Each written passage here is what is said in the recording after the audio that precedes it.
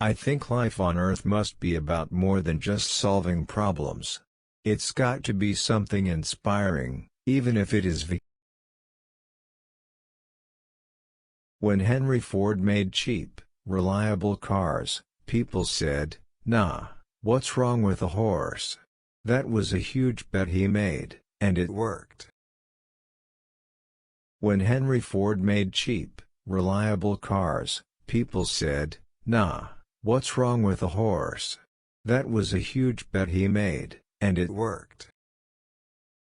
I would just question things. It would infuriate my parents. That I wouldn't just believe them when they said something, 'cause I'd ask them why. And then I'd consider whether that response made sense given everything else I knew. It's very important to like the people you work with, otherwise life, and your job is gonna be quite miserable. Disruptive technology, where you really have a big technology discontinuity, tends to come from new companies.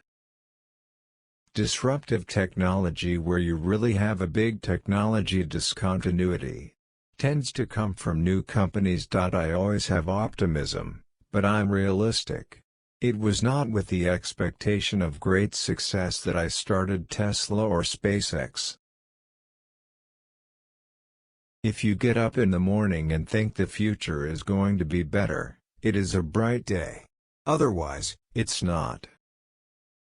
If you go back a few hundred years, what we take for granted today would seem like magic: being able to talk to people over long distances, to transmit images, flying, accessing vast amounts of data like an oracle. These are all things that would have been considered magic a few hundred years ago. I'm interested in things that change the world or that affect the future, and wondrous, new technology where you see it, and you're like, wow, how did that even happen? How is that possible? I always invest my own money in the companies that I create.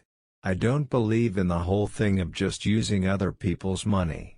I don't think that's right. I'm not going to ask other people to invest in something if I'm not prepared to do so myself. I don't spend my time pontificating about high-concept things. I spend my time solving engineering and manufacturing problems. I take the position that I'm always to some degree wrong, and the aspiration is to be less wrong. I don't create companies for the sake of creating companies, but to get things done.